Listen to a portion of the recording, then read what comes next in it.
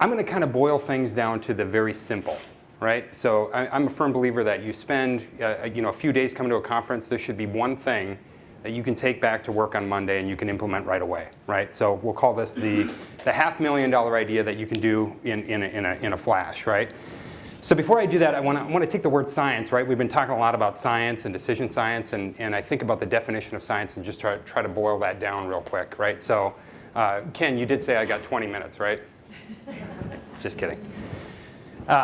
So science is really the incremental understanding of the world, right, through observation, right? Tiny little observations, we incrementally learn, right? So that's the concept that I want to take here, right? What Tim just talked about is full-blown optimization, right? So a lot of decision science went in there and came out with, what did he call it, the decision frontier, right? So let's just talk about a few little things that we can do to improve collection strategies, all right? So first question I'm going to ask is, are you certain that what you're doing today is performing as well as it could, right?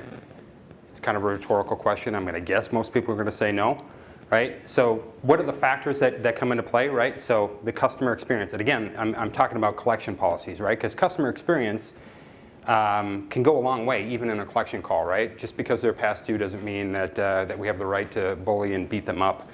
And they very well could be a very profitable customer, even though that they're going through a bad spell, and maybe a repeat customer. Obviously, portfolio performance is probably the number one reason why we have a collection shop. And then the third is one that we don't think about a whole lot, and that is employee retention, right? So collector turnover is a pretty huge issue, right? And if you can feed them work where they can be productive and do well in their incentives, they will want to stick with you, right? So are we sure that what we're doing and how we're testing and playing around with our collection strategies is achieving these three principles, right? So the simple concept that I'm going to say is try something new. Test. Incremental learning, incremental test to systematically learn and improve our business, right? Understand those results, measure them, tweak them, improve. Very simple, right? So not necessarily going for a big bang, something you can do on Monday. Things to keep in mind with regard to, I'll call this kind of the dimensions of which you might be testing. The first I would say is the way that you segment or the way that you define the different profiles or the way that you want to test customers, right? It may be a very grand analytic segmentation scheme, such as what Tim kind of went through, or it could be a very crude or rudimentary segmentation, right? But keep in mind that there are different ways to segment, and you should apply testing rigor around how we segment. You may bring in different treatments or different data. I'll do a little plug for Barrett. Something like Black Book data should be coming into your collection decision process, or should at least be tested, right? Is that an element that we're looking at when we're determining who should be prioritized higher or lower in our collections operations? And then the third is, I see time and time again people testing and not having a holdout, which seems like such a fundamental thing, but are you testing not doing anything, or the concept of a baseline, right? Yeah, let's talk about a few examples, right? So this will be I'll call this the Monday morning things, right? So things that you could be testing if you have multiple call centers. Have you ever tried allocating a certain percentage to one call center versus the other, and to see if maybe there is a niche type of account that a call center down in Phoenix might do better than one in, say, Dallas?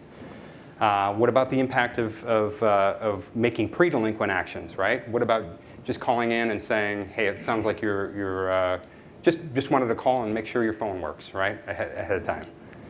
Some sort of a customer interaction or touch point before they go into delinquency. Delayed entry is something that a lot of people test.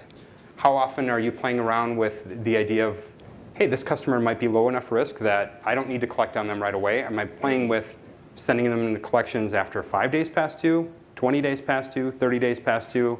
And at what level of risk threshold am I playing around with?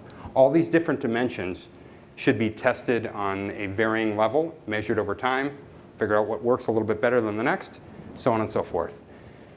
All these ideas are setting you up to prepare yourself for what I'll call as the rollback strategy should things go south, right? I know a lot of expansion in underwriting for cars and moving more into subprime, the concern about growing delinquencies and waves of delinquencies coming in the future. If you're not testing all these different dimensions, if you will, or different ways that you can tweak the way you're going against collections, do you have a backup strategy that you're going to be able to put in place once things start to go south?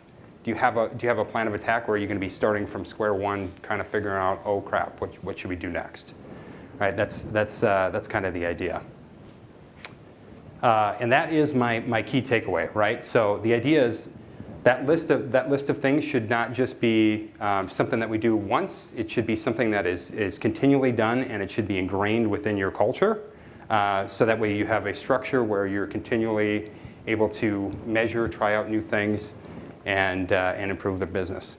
Never assume that the current policies will continue to perform as they are today.